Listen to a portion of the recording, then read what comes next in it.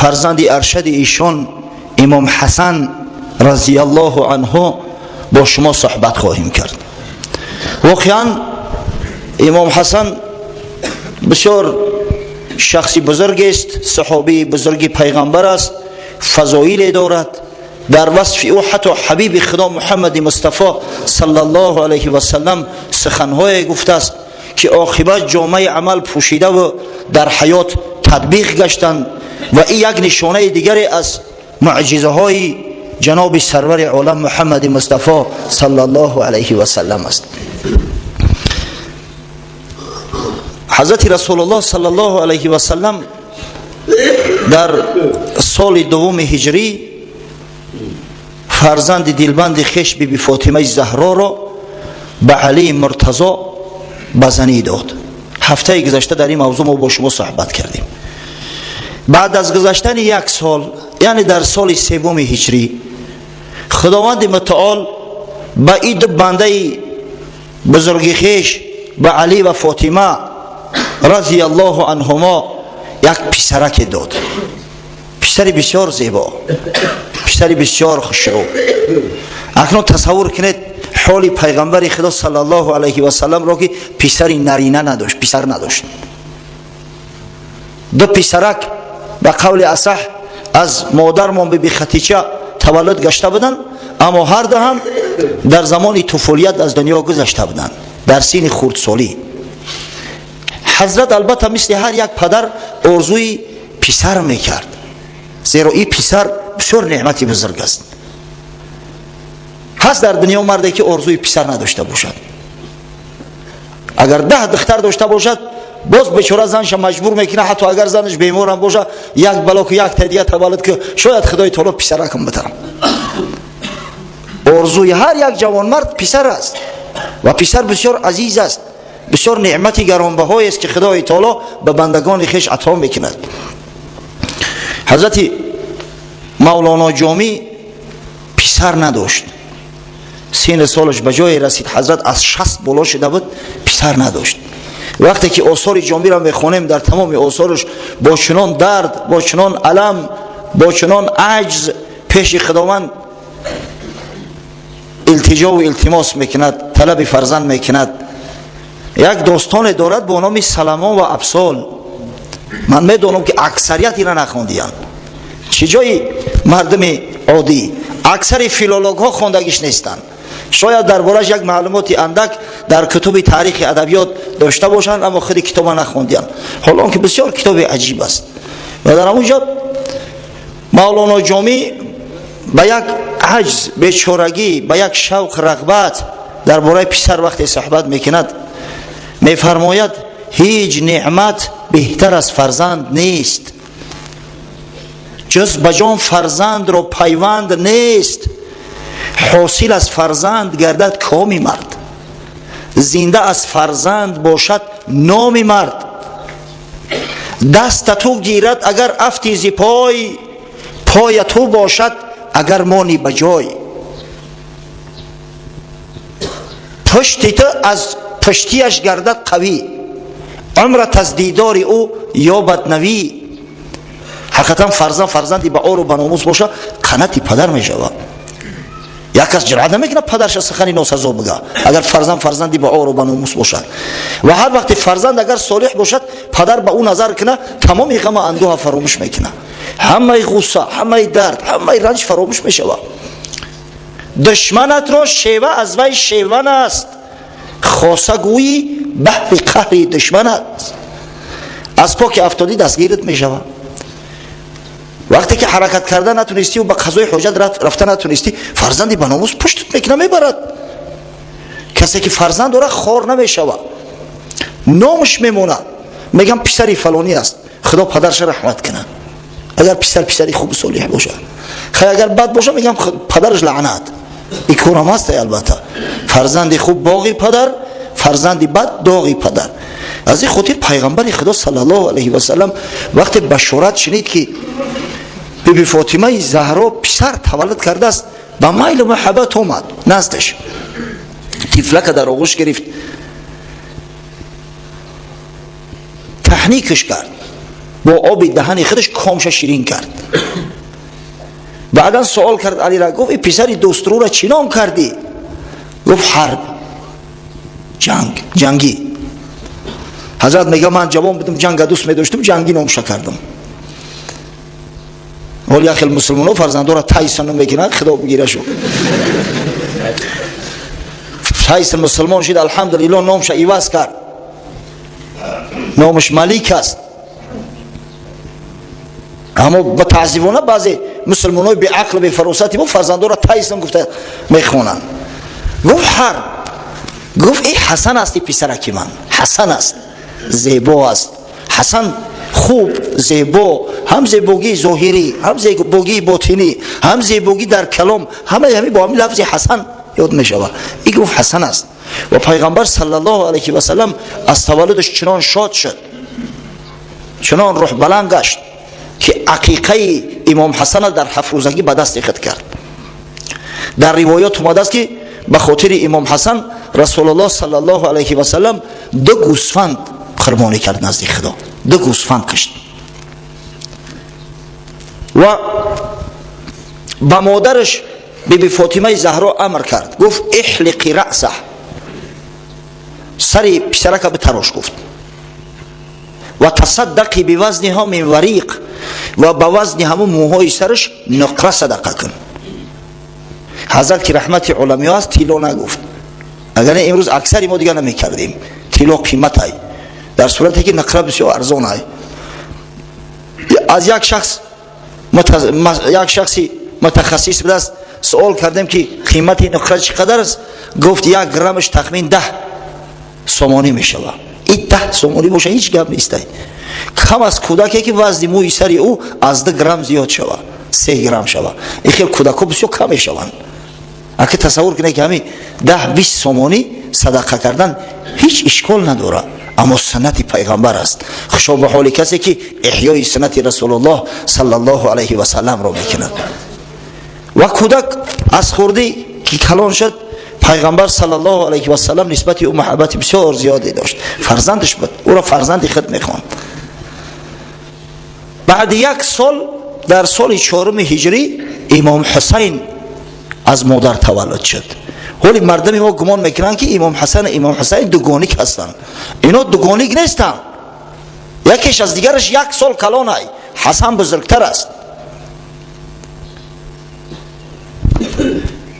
و وقتی که میبینیم روایات محدثای بزرگ خیش رو در اوجد سر تا سر ملامال از بیان قصه های محبت پیغمبر و اظهار محبت نسبت همین طفلکای حضرت علی و بیبی فاطمه زهرا میشه، میگه این سبت من است، اولاد من است، میگفت پیغمبر صلی الله علیه و سلم، امام حسن امام حسین.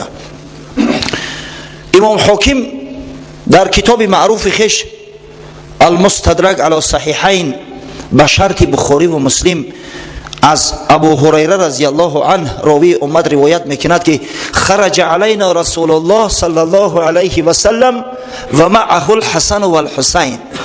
پیغمبر خدا صلی الله علیه و سلم میگه به سوی ما خارج شد، در یک دستش امام حسن، در دست دیگرش امام حسین. هذا علی عاتقه و هذا علی عاتقه، ایشم در بالای گردنش سوار، یککشم در بالای گردنش سوار. به همون کودککا بازی و شوخی کرده است، گاه ایشم بوسه میکنه، گاه اوشم بوسه میکنه. حتی انتهینا الینا، حتی انتهى الینا، تا اینکه به نزد ما رسید، آمد به پیشمون.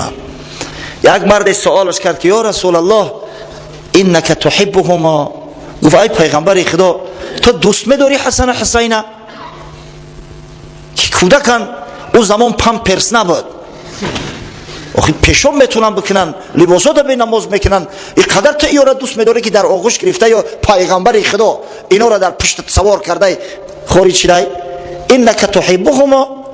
حضرت گفت نعم، من احبهما فقط احبنی و من ابغضهما فقط ابغضنی.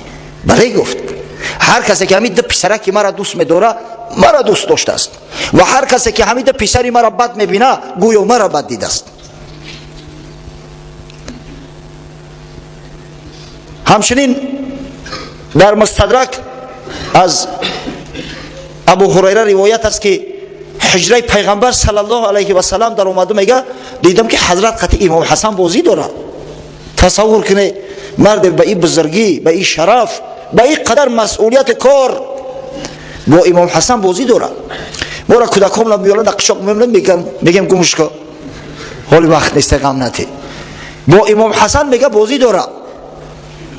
و هو يدخل اصابعه في لحیه رسول الله صلی الله علیه و سلم و النبی صلی الله علیه و سلم يدخل لسانه في فمه. میگه امام حسن خورد بود، از کجا میدونه که قطش بازی داره؟ انگشتکاش در داخل ریش پیغمبر صلی الله علیه و سلم داخته ریش میکشه و این حضرت میگه زبانش در دهن امام حسن انداخت که به مکه این کودک می مکه کودک را اگر زبان تا در دهنش مانی یا انگشت در دهنش مانی در می مکه. حضرت صلی الله علیه و سلم میگه بعد این دست به دعا برداشت گفت اللهم انی احبه فاحبه. پروردگارا گفت تو میدونی که من امیر دوست میدارم، پس ترم دوستش بدار. اگه تصور کنه که کودک در چنین یک حالت، در چنین یک جای بزرگ شود. مکتب محمدی را ختم کنه. حضرت صلی الله علیه و سلم وقتی که از دنیا گذشت امام حسن تخمین 7-8 ساله بود. حتی امام حسن رضی الله عنه میگه که من عقل میکردم بعضی چیزا را حتی از پیغمبر خدا صلی الله علیه و سلم حدیث ها روایت کرده است. یکی از همون معروف ترین حدیث ها همون حدیث صدقه خوردن امام حسن است که وقتی میگه زکات آوردن صدقات، من خورد بودم میگه یک خرماچه را گرفتم در دهنم دوختم که حضرت نخست رنگ روش متغیر شد، آمد نزدم گفت کخ القیها کیخه گفتی پرتوش از دهنت. حتی میگه انگوش در دهنم انداخت، از دهنم خرما را برو ورد، مجبورم کرد که همون آب خرما که با خطوف با آب دهن آمیخته بود همون را توف کنم. بعد گفتن یا رسول الله اخی این هیچ گپ نداره، این چیز زیان داره. گفت صدقه برای آل محمد صلی الله علیه و سلم حرام است، زیرا این از شرک مال مردم است. برای آل محمد صلی الله علیه و سلم صدقه حرام است. کسایی که دعوای سیدی میکنن، کسایی که میگن ما از سادات هستیم، ایشان زاده هستیم، بفهمید زکات برای آل محمد صلی الله علیه و سلم حرام است. آل محمد که ها هستند؟ علما میگن آل محمد، آل علی، آل جعفر ابن ابی طالب، آل عقیل ابن ابی طالب و آل عباس ابن عبدالمطلب. این همی 4 قسم. هر کس بچی نوعی که سیدیش اگر ثابت شود به یکی همی شاخه ها میرسه، پس برای همه همیورا زکات حرام است. بعد گفتن اخی همون آبی اندک در دهنی همون کودک چی زیان داشت که زبانش کشیدی مجبورش کردی توف کرد. حضرت گفت دع ما یریبک الی ما لا یریبک، چیزی که تو را به شبهه می اندازه ترک کن و عملی را که تو را به شبهه نمی اندازه. همین حدیث امام حسن از رسول الله صلی الله علیه و سلم حتی روایت کرده است. یعنی وقتی که حضرت رسول الله صلی الله علیه و سلم از دنیا گذشت امام حسن 7-8 ساله بود، با عقل شده بود، درک میکرد.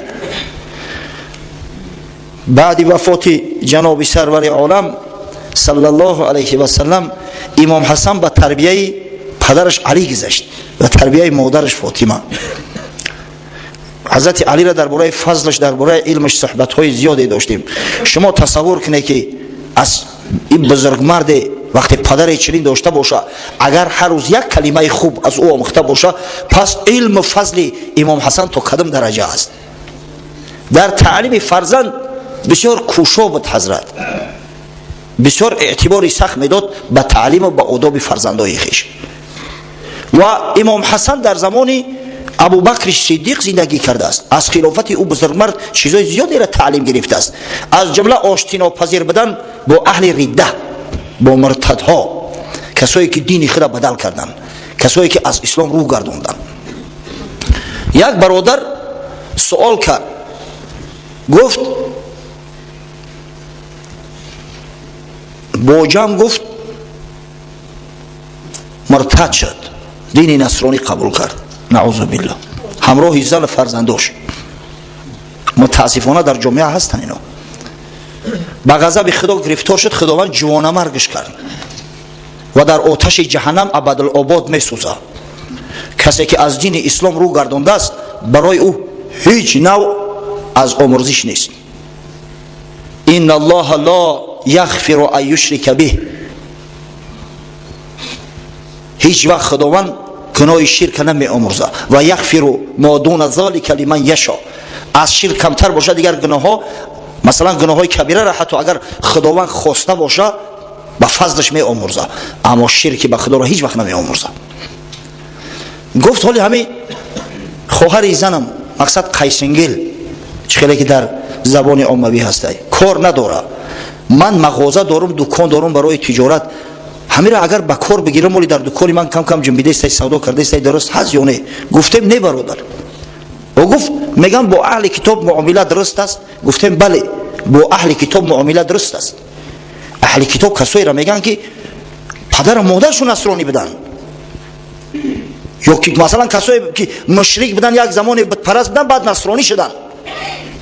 اما در اهل کتاب مرتدها داخل نمیشوند. مرتد کافر است، مطلق خون نداره، خونش هدره. با مرتد تمام نمود معامله حرام است، فراموش نکنید بچه. با مرتد تمام نمود معامله حرام است. امروز متاسفانه در جامعه مرتدها زیاد شدیان. هر کسی که در همسایگیش مرتد زندگی میکنه، مبادا که حق همسایگی داره گفته با معامله نکنه، او بدبخت حق همسایگی نداره، الکی به همه عملی که کرده از اسلام رو تفت، تمام حق حقوقای خودش مسدود کرد، دیگه حق نداره این بدبخت. از ابوبکر صدیق امام حسن تعلیم گرفت که با مرتدها یگان سازش نیست. از ابوبکر صدیق محبت آل بیت وقتی که دید، به حد امام حسن متأثر ابوبکر صدیق گشته بود که یکی از فرزندای خودش ابوبکر نام کرده است. امام حسن فرزند خودش ابوبکر نام کرده است. ما هفته گذشته درباره فرزندای حضرت علی صحبت کردیم با شما، گفتیم که یکی از پسرای حضرت علی نامش ابوبکر بود و در جنگ کربلا به شهادت رسید. امام حسن هم یک پسرش ابوبکر نام کرده است. شما محبت ببینید تا کدام حد. بعد از خلافت صدیق اکبر زمان خلافت حضرت عمر رسید و تصور کنید که همه نسبت اهل بیت پیغمبر صلی الله علیه و سلم بسیار مهربان و محب بودند. صدیق وقتی که امام حسن در کوچه ها میدید، حتی دیدش گفت پدرم فدات شود، گفت تو شبیه رسول الله صلی الله علیه و سلم هستی، شبیه علی نیستی. بی ابی انت، گفت شبه رسول الله صلی الله علیه و سلم، پدرم فدات شود، وقت مانند به رسول الله هستی. آغوشش کرد، بوسش کرد. در حدیث اومده است که حضرت علی میخندید، رفتار شمیدید. در زمان خلافت حضرت عمر فرزندای رسول الله صلی الله علیه و سلم آل بیت از همه بالا میگذاشت. در روایات اومده است که بعد یکی از غزوه ها، بعد فتوحات مسلمان ها، مال و متاع به نهایت زیادی به مدینه منوره آمد و حضرت عمر تقسیم کرد مال و متاع به اصحاب بزرگوار پیغمبر صلی الله علیه و سلم. امام حسن حسین هم از خانه مادرش بی فاطمه خارج شده بودن، می آمدن دیدن که به مردم لباس میتن، اینا هم اومدن در نوبت ایستادن. خواهرش خودکک، تصور کنه که 10-11 ساله، اول لباسا برای مردای کلان هستند، یگان لباس در بدنشون نشید. حضرت عمر به حد متأثر شد که به والی یمن مکتوب نوشت، گفت به اندازه امام حسین متاع سفارش که بدوزن و بفرست. قسم به خدا گفت تا زمان امام حسین نپوشونم لباس، همون خلعتی که برای خودم رسیده است نمیپوشمش، او خلعتی که برای پسرم عبدالله ابن عمر رسیده است نمیگذارم که بپوشم. مخصوص برای حسین لباس ها دوختن و فرستادن، حسین پوشید. استخانه برای چی میگم؟ برای آنکه شما بدونید که تا کدام حد حضرت عمر فاروق اهل بیت پیغمبر صلی الله علیه و سلم دوست می داشت. و این دروغی که متاسفانه اهل تشیع به او حضرت میزنن که گویا خانه فاطمه در اومد حتی بیبی فاطمه را لط و کوب کرد، نعوذ بالله. و یک کودک که در شکمش بود است، او کودک ویران شده. قسم به خدا دروغ است. این از منبر پیغمبر سوگند یاد میکنم که یک دروغ محض است. از همون دروغایی است که متاسفانه اهل تشیع شرم نداشته و خجالت نکشیده به پای بزرگای اسلام میبندند. در روایات اومده است که بار وقتی که امام حسن و حسین ندید، حضرت عمر نام صحابه ها را می نوشتند تا اینکه حق حقوق و نفقه شونه از بیت المال دهند، از مال غنیمتی که اومده بود. حسن و حسین هم در دعوت کرد، نامشون نوشت، به هر کدامش گفت 5000 درهمی بتین. گفتن یا امیر المؤمنین اخی، این مال حق مجاهدا است، حق صحابه پیغمبر صلی الله علیه و سلم است. گفت کی گفته است که یا مجاهد نیستند؟ فقط همین دلیل که اینا فرزندای علی و فاطمه هستند و رسول الله صلی الله علیه و سلم این در ثبت خط خوانده است کفایه میکنه، بتین معاجونه. حتی از عبدالله ابن عمر پسرش که صحابه پیغمبر است بیشتر شد. زمان خلافت حضرت عثمان اومد، الکی امام حسن و امام حسین بالغ شده بودند، هر دو مرد شده بودند و از بس که دیدم با چشم خود که پدرشون دویم شخصی است که با حضرت عثمان بیعت کرده است، این شیر بچه ها هم با حضرت عثمان بیعت کرده بودند. در زمانی که اختلاف بین مسلمانان واقع شد، فتنه ها برپا شد، امام حسن و امام حسین در صف محافظین حضرت عثمان قرار داشتند. چندین شبانه روز امام حسن خانه شونه اومده است، شمشیر در دست در خانه حضرت عثمان از امیر مؤمنان دفاع میکرد. وقتی که حضرت عثمان به شهادت رسید، در همینجا یک جنگ واقع شد. امام حسن زخم خورد، زخمی شده بود، مجروح شده بود. با وجود این وقتی حضرت علی اومد دید که امیر المؤمنین به قتل رسیده است، دشنام و سخنهای بسیار قبیح شو کرد. هم محمد پسر طلحه را، هم حسن فرزند خچه، هم عبدالله پسر جعفر جیانشه که شما مرده بوده که امیر المؤمنین در اومدن قتل کردن شما یک جا استودید، اگر چنده در خون و خاک آلوده بدن به شروع. حضرت علی را به همین حد غضبش کرد. امام حسن گفت هنرت همین خبت در خونه نشیشتی، نگذاشتی من خدمه اومدم محافظتش میکردم، مدل رو پر بود که شما دفاع میکنی. اما چون قضا آید شود دانش به خواب، محسیه گردد بگیرد آفتاب. حضرت عثمان رضی الله عنه رو اجلش که رسیده بود، دیگر کسی پیش اجل گرفته نمیتونه. خدای تعالی نصیب روزش شهادت که کرده بود، شهید شد و به حضور پروردگار به بارگاه بی‌نظیر پروردگار شتابان رفت. بعد از این زمان خلافت حضرت علی کرم الله وجهه شروع شد. در این باره از بس که با شما صحبت مفصل داشتیم، زمان خلافت حضرت علی را استثناء میکنیم. با شما ما نقل کردیم که در تمام جنگ ها امام حسن در پهلوی پدرش بود، هم در جنگ صفین، هم در جنگ جمل، همیشه تا زمان شهادت حضرت علی. و وقتی که حضرت علی به شهادت رسید، از دست عبدالرحمن ابن ملجم ملعون امام حسن قصاص پدر را ستاند. عبدالرحمن ابن ملجم به اسفل اسافلین فرستاد. بعد از این جنازه پدرش از بس که پسر ارشد بود خود خواند، امام حسن خواند. بعد از خواندن نماز جنازه، قیس ابن سعد ابن عباده گفت یا حسن گفت دست دراز کن، دست دراز کن به تو بیعت کنم به خلافت. امام حسن دست راستش دراز کرد. اول شخصی که با او بیعت کرده است قیس ابن سعد ابن عباده بود. قصه قیس ابن سعد به شما کرده بودم نه؟ قیس ابن سعد از دههای عرب است، از داهیای عرب، یکی از سیاستمدارای دوربین ترین بود. شخصی بود که به حد خدای تعالی عقلی وافرش داده بود که معاویه حتی از او هراس داشت. یادتون اومد والی مصر بود، بعدا همراه حضرت علی در جنگ صفین رفت شرکت کرد. و این قیس ابن سعد بسیار زیرک بود. معاویه حتی به مروان ابن حکم مکتوب نوشت که تو غیرتی نگه داشتن یک شخص نداری. مروان جوابش نوشت اخم یک آدم بود از دنیا گیرم باشه. گفت افسوس صد افسوس که تو عقل نداری. در نزد من قیس ابن سعد از 100,000 سواره خوفناکتر است. این هم شخصی دانا و زیرک بود. قیس ابن سعد با امام حسن بیعت کرد. یک شخص بدست با نام ابوالفرج اصفهانی یک کتاب دارد با نام اغانی. این مرد زعم کرده است که اول شخصی که با امام حسن بیعت کرد عدی ابن حاتم بود، پسر حاتم طی. اول شخص همو بود که مردم گفت شما شرم نمیداری آرام ایستاده با حسن بیعت نمیکنه. اما از بس که این ابوالفرج اصفهانی در کتاب تحریفات زیاد دارد، از بس که طعنه و ملامت زیاد به اصحاب بزرگ پیغمبر کرده است، اکثر محققین کتاب او را کتاب معتبر نمیدونند. بزرگای مثل قاضی ابن خلیکان و مثل امام شمس الدین ذهبی اینا میگن ضعیف است، حتی کذاب است، دروغگو هم است.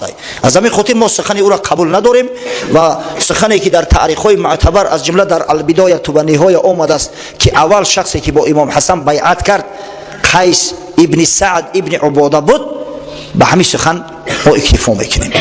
بعد از او که قیس ابن سعد با امام حسن بیعت کرد، تمام مردم از جا قایم شدند و با امام حسن بیعت بر خلافت کردند و حضرت امام حسن امیرالمؤمنین مسلمانان اعلان گشت، امیر مسلمانان. این واقعیت در ماه رمضان سال 40 هجری به وقوع پیوست. قیس ابن سعد والی آذربایجان تعیین شده بود از جانب حضرت علی. 40,000 جنگاور همراهش داشت که همه بیعت کرده بودن به جانهاشو که از جانب امیرالمؤمنین علی با اهل شام و معاویه تا آخران قطره خون خود مبارزه میبریم. اگه تصور کنید که وقتی قیس ابن سعد بیعت کرد دیگران میمونن، همه بیعت کردن، همه سوگند وفاداری خوردن، اما امام حسن دلش از زمینو پر نبود. بعد از او قیس ابن سعد گفت یا امیرالمؤمنین اکنون بیای دیر نشده است، هجوم میکنیم به شام و مردم سرکش به افاقه میاریم، کسی که بیعت نکرد به قتلش میرسونیم. خلافت باید در اسلام یک تا باشد. امام حسن هم تن داد و قشون گرفتند، روانه شدند، در نخیله جمع اومده بودند.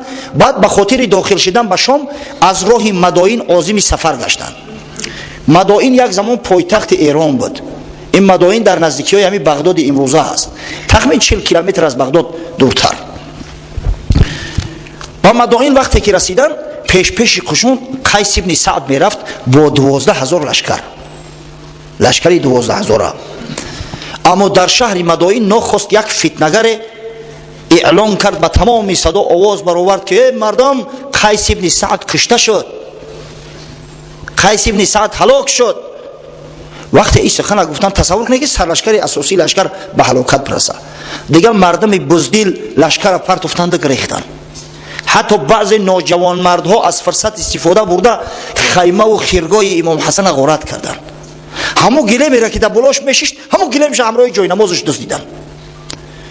وقتی که امام حسن خواست دیراش شد که مردم شما چیکار میکنه؟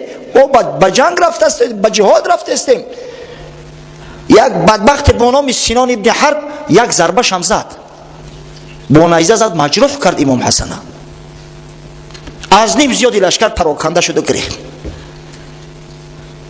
امام حسن در قصر ابیض، قصری که یک زمان قصر شاهان ایرانی بود و او قصر دارالاماره مسلمانان بود، والی که حضرت علی تعیین کرده بود سعد بن مسعود ثقفی در او قصر زندگی میکرد، به همون قصر پناه برد.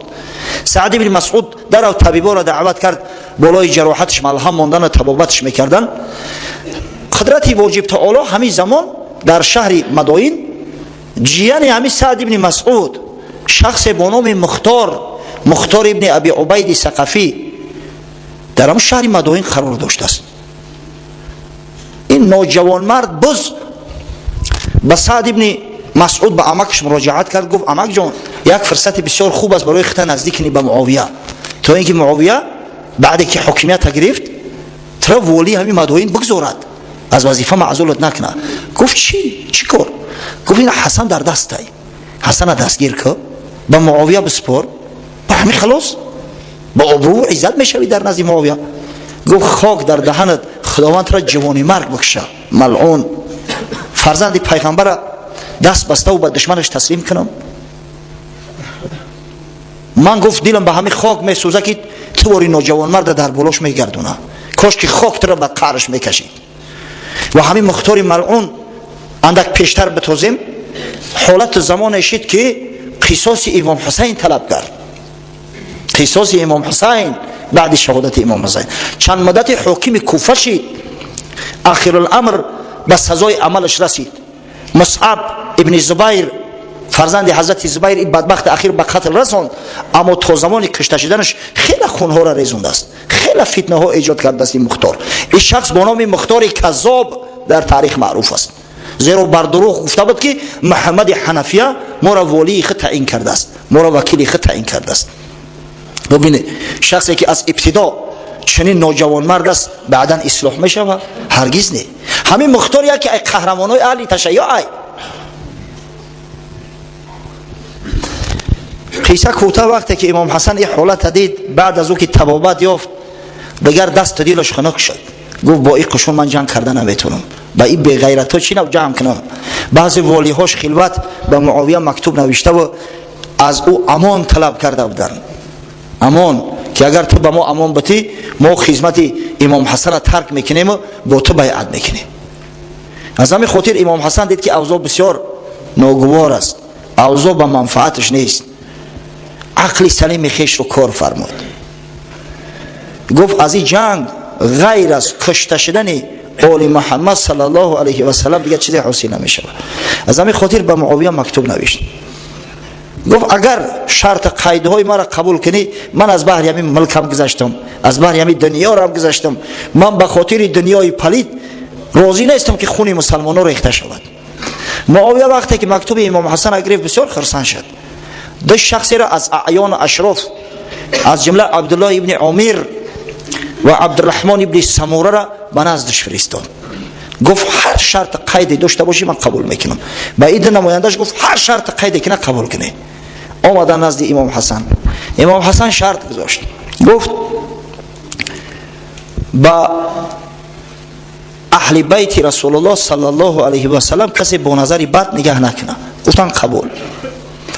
گفت حضرت علی پدرم در نزد من دشنام حقارت کرده نشود. گفتن قبول. گفت همین خزینه ای که در کوفه جمع اومده است مقدارش 5 میلیون بوده است، 5 میلیون دینار. همین 5 میلیون دینار من خودم میگیرم. گفتم بسیار خوب. هر شرط قید کرد همه را قبول کردن. بعد اومدن نزد معاویه. معاویه وقتی دید بسیار وقتش خوشی، گفت به جنگ جنجال وقتی که این شرط قیدها حاصل میشه، وقتی که صلح و مصالحه حاصل میشه، نور علی نور است. قسم به خدا 5 میلیون اصول بسته، اگر 5 میلیارد هم که میگفت البته که ادا میکردم تا اینکه صلح شود. یکی از شرط های دیگری امام حسن این بود که گفت که همین اندازه که از دارابجرد گرفته می شود، از شهر دارابجرد همین انداز به من سپاریده شود. این شرط هم قبول کردن. از همین خاطر در سال 41 هجری در ماه ربیع الاول امام حسن با معاویه ملاقات کرد و بیعت کرد با معاویه، یعنی حکم سلطنت و امارت همه را به معاویه تسلیم کرد اختیارا. یک واکنش به نهایت سخت واقع شد. حتی برادرش امام حسین قبول نکرد، گفت این چی کاری است کردی؟ اما امام حسن کلام بود، خورده بزرگان را احترام میکردن زمانهای پیش. تا گفت خاموش باش، تو چی را میداری؟ اون شخصایی که محب خاندانشان بودن با نزدش آمدن به دعوا. حتی یک نفر گفت السلام علیکم یا مسود وجوه المسلمین، سلام بر تو ای سیاه گرداننده روی مسلمان‌ها، تو روی مسلمان‌ها را سیاه کردی. اما امام حسن خدای تعالی یک حلم و یک بردباری بزرگ داده بودش.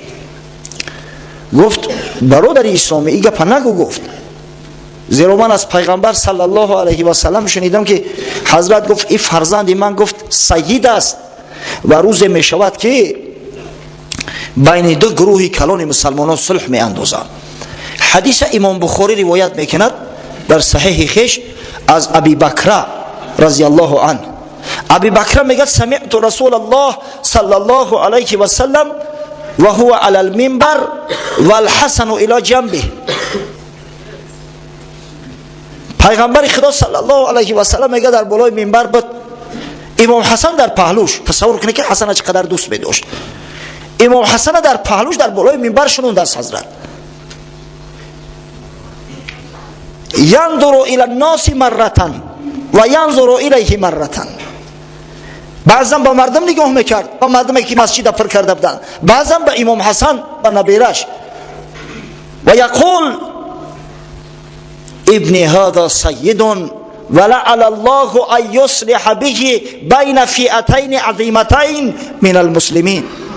حضرت گفت این فرزند من سیده، شریفه، و خدای تعالی توسط این فرزند من گفت بین دو گروه عظیم مسلمان ها صلح برپا میکنه، جنگ نزاع بین مسلمان ها را قطع میکنه به واسطه این فرزند من. و وقتی که امام حسن با معاویه رضی الله عنه بیعت کرد و صلح کرد، همین معجزه پیغمبر صلی الله علیه و سلم، بشارت رسول الله صلی الله علیه و سلم جامعه عمل پوشید.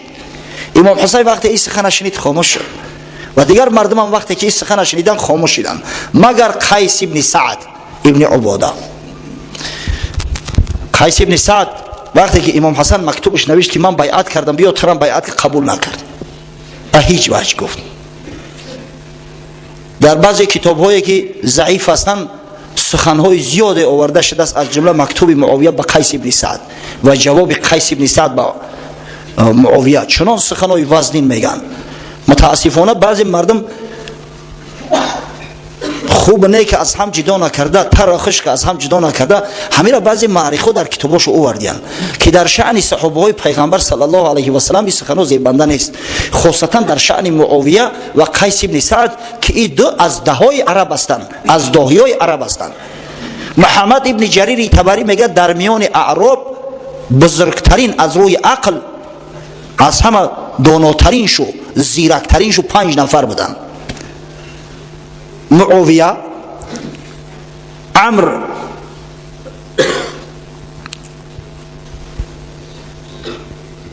مغیره ابن شعبه، قیس ابن سعد ابن عباده و عبدالله ابن بدیل.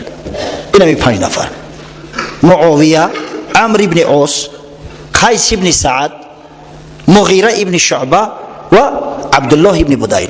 2 نفرش از جانب حضرت علی جنگ میکردن، قیس ابن سعد و عبدالله ابن بدیل. عبدالله ابن بدیل در جنگ صیفین شهید شد، سردار میمنه لشکر حضرت علی بود. خب 2 نفر دیگر طرفدار خیلی معاویه که خودش سردار لشکر بود، همراهش عمرو ابن عاص بود که وزیرش بود، وظیفه وزیری و وظیفه مشاوری را در نزدش ادا میکرد. اما مغیره ابن شعبه کناره گرفته بود، با هیچ کدامش آمیخته نشده بود. اگه تصور کنه که شخص با این بزرگی و با این دانشمندی به معاویه همین سخن‌ها را میگه، از جمله همون شخص ابوالفرج اصفهانی گفتیم در کتاب اقالیش نوشته است که گویا معاویه در مکتوبش می نویسه به قیس ابن سعد که ای یهودی، پسر یهودی، تو پدرت هم یهودی بود، خودت هم یهودی هستی. در جواب میگه قیس ابن سعد می نویسه که مشرک، پسر مشرک و غیر او کذا سخن‌های ناسزا که یگان تاش اصل ندارن، یگان تاش به حجت ثابت شدگی نیستن و در حق این دو بزرگمرد عاقل این سخن‌ها را اصلا شایسته گفتار نیستن. برعکس معاویه مکتوب زیاد نوشت به قیس که بیا با من بیعت که. یه مرد گفت امیرالمؤمنین با من بیعت کرد، حسن تو چرا بیعت نمیکنی؟ گفت امیرالمؤمنین فکری خود چه داره؟ من فکری خودم، من با امیرالمؤمنین حسن بیعت کرده بودم، با تو نمیکنم. آخر الامر معاویه به نزدش یک مکتوب فرستاد، در آخر مهر و امضای خچک جز است. گفت چیز دلت میکشه بنویس. پیشکی علاقه مهر و امضاش گذاشت است یا قیس یا جنگ نکنیم، هر چی دلت میخواد بنویس در بولوش، بولو ورقی سفید یوخی چی طلب داری علاقه من اجراش کردم. قیس ابن سعد چی نوشت؟ اول شیعه علی، غرض از شیعه کلمه شیعه که امروز استفاده می شود نیست، یعنی که طرفدارای حضرت علی، کسی که هواخواه علی بود، کسی که هواخواه حسن بود، به هیچ وجه به هیچ صورت نه جزا داده شوند نه تحقیر کرده شوند. شرط اول امیر گذاشت. شرط دوم در حضور من گفت علی رضی الله عنه دشنام داده نشود، نه پول طلب کرد نه مال طلب کرد این جوان مرد. معاویه گفت آخی طلبی تا همی قبل است این طلبی تا علاقه اجرا شدگی های. بعد از این بعد قیس بن سعد چندین ماه پستر بعد میآید و با معاویه بیعت میکنه. همین طور خلافت به آخر رسید. زمان خلافت تمام شد، زمان ملک امارت سلطنت شروع شد. اولین امیر معاویه است. تا معاویه خلیفه ها بودن. خلفای راشد 5 نفر هستند. در اینجا اجماع اهل سنت و الجماعه الحمدلله. اول ابوبکر صدیق که 2 سال و 3 ماه خلافت کرده است. دوم عمر فاروق که مدت 10 سال و 6 ماه خلافت کرده است. سوم حضرت عثمان که 12 سال خلافت کرد. چهارم حضرت علی رضی الله عنه که مدت 4 سال و 9 ماه خلافت کرده است.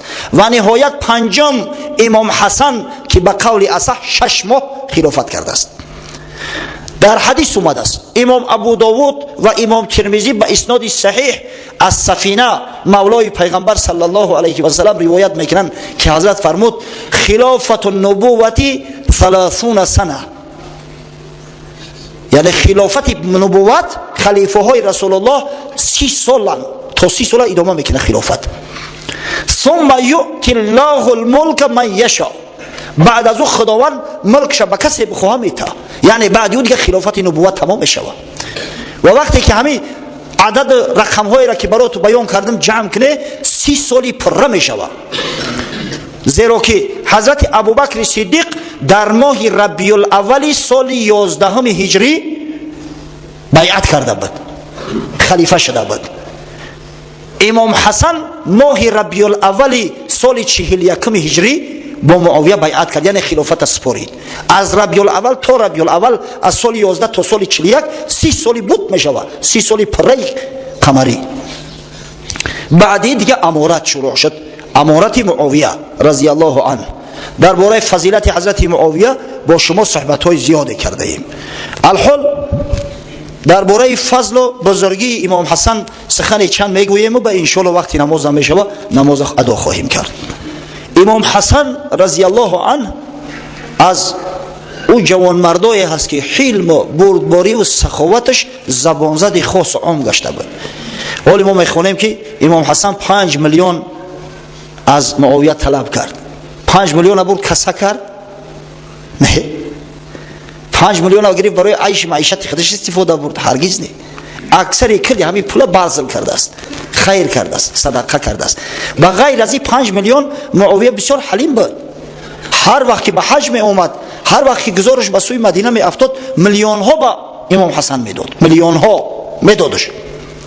اما همه میره حضرت بازل میکرد. در روایات صحیحه اومده است، از جمله امام ذهبی در تذکرة الحفاظش ذکر میکند، در سیر اعلام نبلا نیز اومده است. میگه یک روز امام حسن از راه میگذشت، دید یک غلام زنگی یک نان در دست شای، یک پوره نان آخرش میشکنه میخوره و یک پوره که دیگه میشکنه در پیش سگ میته، یک سگک در پهلوش ایستگی. بعد گفت غلام چیکار میکنی؟ ترا حق خدمت یک روزه چقدر است؟ گفت اینم یک نان. آخی گفت تو این نیمی نان در سگ میتی کشته میمونی؟ گفت همین مخلوق خدا است، همین بیچاره گردنش کش کرده است، نزد ما اومده است که یگان چی بتیمش از برای خدا. چخیل از گلوی من میگذره که سگ رسنه زبانش برو آورده است، گردنش کش کرده است، در پیش میستاد است. حضرت گفت لحظه صبر کن. رفت نزد مولای غلام، نزد صاحبش. غلام خرید، همون حولیه که غلام سگ طعام میداد حولی را خرید. آمد غلام آزاد کرد، همون حولی را هدیه‌اش کرد. این غلام گفت ای مولا، گفت آخه همه مرا آزاد کردی، خودش یه دولتی بزرگه، چرا اینقدر خراجات کردی، خونه را گرفتی؟ گفت وقتی من یک بنده خدا را میبینم که در حق یک مخلوق خدا اینقدر دل سوزی میکنه و غمخوری میکنه، مرگی من که من امکانیت داشته باشم کمک به این مرد نکنم. حضرت یه روز خانه اسامه آمد، اسامه پسری زید آمد که با کربتاه و مصیبتاه گفته است. بعد گفت چه کردی یا اسامه؟ گفت 60,000 درهم قرضدار شدم، 60,000 درهم قرضدار شدم، قرضدارو به سر من اومده است، نمیدونم چیکار کنم. امام رفت خونش 100,000 درهم آورد، گفت اینای 60,000 درهم شد در قرض دارد بده و 40,000 نفقه فرزندات کن، نفقه عیالت کن. شخصی را که پیغمبر صلی الله علیه و سلم دوست می داشت نمی‌سزد که خیلی بیچاره و خوار و ذلیل باشه. هر کسی به مدینه منوره می اومده است از برای چیزی طلب کردن پیش امام حسن میفرستادن. نشون از عبدالله ابن جعفر که برای همین دو نفر بسیار جوان مرد هستند، البته مراد اطلاع حاصل میکنن. این خیلی یک جوان مردی داشت، این خیلی بزرگی داشت حضرت. حقیقتا بسیارش میدادن، زیرا که شکل صورتش بر رسول الله صلی الله علیه و سلم شباهت داشته است. صحابه پیغمبر وقتی میدیدنش از گریه رسس میشیدن. امام بخاری روایت میکند از انس ابن مالک لم یکن احد اشبه برسول الله صلی الله علیه و سلم من الحسن ابن علی. هیچ شخص در دنیا به حضرت رسول الله صلی الله علیه و سلم از حسن فرزند علی شبیه تر نبود. و این جوانمرد بسیار حلم و بردباری داشت. بعضی به غیرت و به حمیت وقتی که ای خلافت سروری غلطی داد طعنش میزدن، ملامتش میکردن، اما بسیار حلیم بود، بسیار بردبار بود. این بی کسی روایت میکنه که در مدینه منوره بار با مروان ابن حکم گپاشو گریخت. مروان ابن حکم والی مدینه بود. مروان ابن حکم سیاست بسیار کرد، دستش همین خیل کرده، به دست راست اشاره کرده. آرام است میگه. وقتی که احد گذرون با گفت وای حق، وای به حالت، گفت ای مروان خاک در سرت. اما سمعت رسول الله صلی الله علیه و سلم قال الیمین للوجه والیسار للمقعد. تو مگر سخن پیغمبر را نشنیدی که حضرت گفت دست راست برای روی، دست چپ برای قفا. و خون از وقت اقرات میکنی اقلا با دست چپ اقرات کن، با دست راست نکن. چنان تأثیر کرد مروان ابن حکم که دیگه خاموش شد. تا وقت امام حسن زنده بود چیزش نمیگفت. وقت امام حسن از دنیا گذشت سال 49 هجری، به بعضی روایات اومده است که حضرت امام زهر دادن و این زهر یک بار نه چندین مرتبه کم کم دادیان. و اکثر محققان میگن که شخصی که به امام حسن زهر داده است زنش به جعده بنت اشعث ابن قیس. به هر وجه امام حسن در عین جوش و خروج جوانی در سن 56 58 سالگی از همون زهر که به طعامش داده بودن از دنیا گذشت. و وقتی که از دنیا گذشت مروان ابن حکم زار زار گریست. امام حسین گفت که آخه تو بدبخت همون کسی نیستی که با امام حسن جنجال کرده بودی، دعوا کرده بودی؟ گفت بله، من با کسی دعوا کردم که حلم صبر و بردباریش از همین کوه احد بزرگتر بود. یگان سخن نگفت. بعد همون یگان بار شنیدی که من با امام حسن دعوا کرده باشم؟ نکردم. بسیار حلیم بود، بسیار بردبار بود، بسیار بزرگ مرد بود. در روایات اومده است بار میگه همراه رفیقاش نشسته بود. امام حسن بسیار زیبا لباس بود، زیبا صورت بود، بهترین لباس می پوشید. شکل صورتش به حد زیبا بود که دشمنا میدیدن حتی حسد میبردن. یک مرد از مردم شام به مدینه اومده بود برای زیارت روضه پیغمبر. دید ابو معرکه را او جوان زیبا را، گفت کی چی کس است؟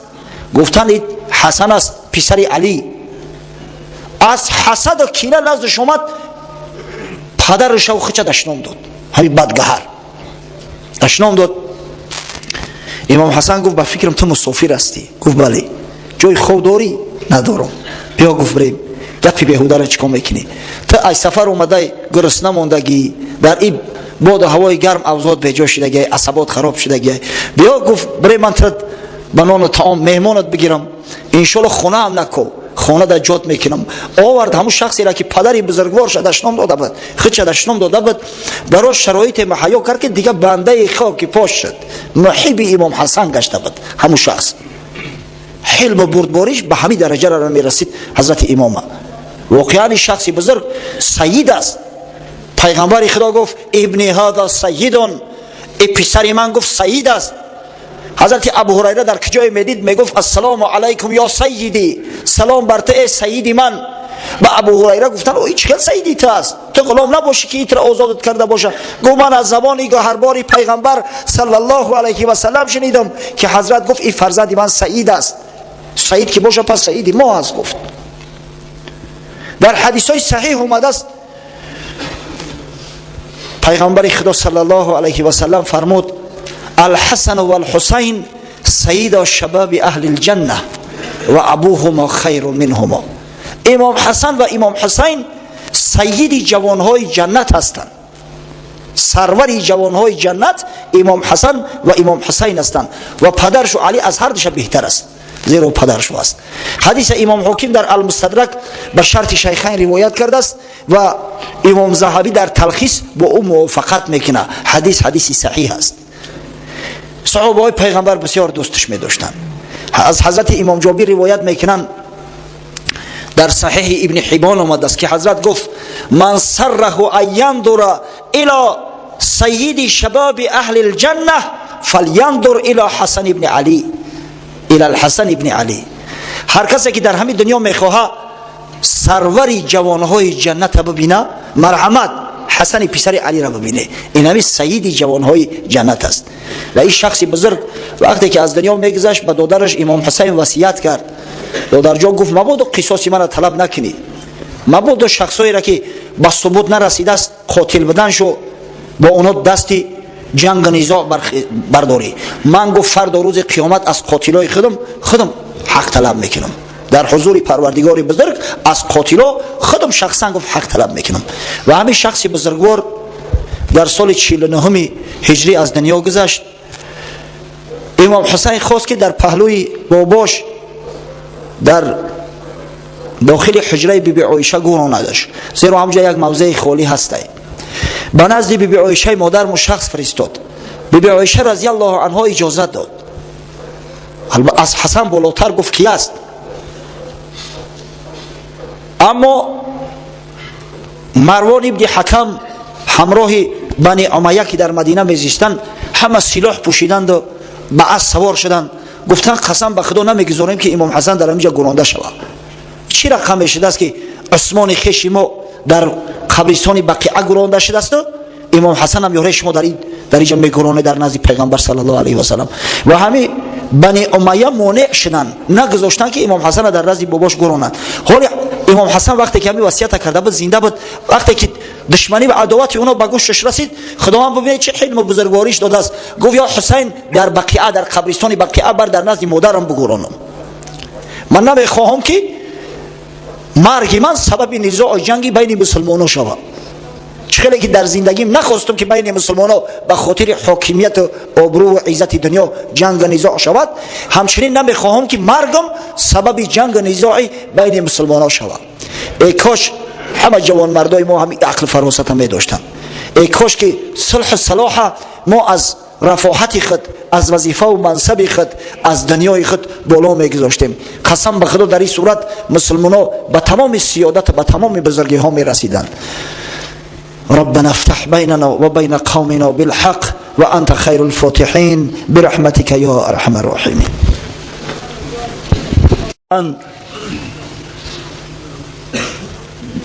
برادرمون خورشید جان که عزم سفر اروپا کرده است، از اهل مسجد طلب دعا کرده است که در حقش دعای دست جمعونه کنیم. دعا میکنیم که پروردگار برادر از جمیع بلا و آفات نگهبان باشد و خداوند محبت شه به اسلام و به پیشوایان اسلامی بازم بیشتر زایدتر گرداند و جمیع مراد و مقصوداش حاصل گردانده و سالم و غانم به نزد اهل بیت بازگشتن براش نصیب گرداند. در حق برادرمون استا یوسف و برادرش اسلام الدین از محله مهرآباد دعا میکنیم که خداوند جمیع مراد و مقصوداشون حاصل گردونه و پروردگار سعادت دارین نصیب روزیشون گردونه. در حق برادرمو حاجی اسلام الدین که بسیار برادر محیب است دعا میکنیم پروردگار اولا در کسب کارش برکات عطا کنه و خداوند مساعدت کنه که هر مراد و مقصود داره برآورده گردن و پروردگار فرزنداش از جمیع بلا و آفات ارضی و سماوی نگهبان باشه. در حق برادرمو بهادر دعا میکنیم که خداوند صاحب زن صالحه بگردونش. این همون برادری هست که متولی مسجد بود 3 سالشی 4 سالشی دست جمعونه دعا میکنیم این صاحب زن نمیشه، مگر هم یک روز همه کسا روزی جمعه به خونه شون بریم مجبور شوه اینقدر پول رسخود کنه با شاید که در فکر زنگیری بغلطه. خداوند براش یک زنی صالحه را نصیب روزی گردان از دامانش فرزندای صالح به دنیا بیار. در حق برادرمون حاجی بابا کلان که پسرش در بیمارستان است پاش کار نمیکردیم، دعا میکنیم که خداوند برای فرزند این برادر و تمام فرزندای مسلمان، تمام برادرای خواهرای مسلمان شفای کامل عاجل عطا فرماید. خب در حق برادرای محله طوله دعای خیر کنه، میگه که مسجد بنا کرده استادیان خوش و بحال شو.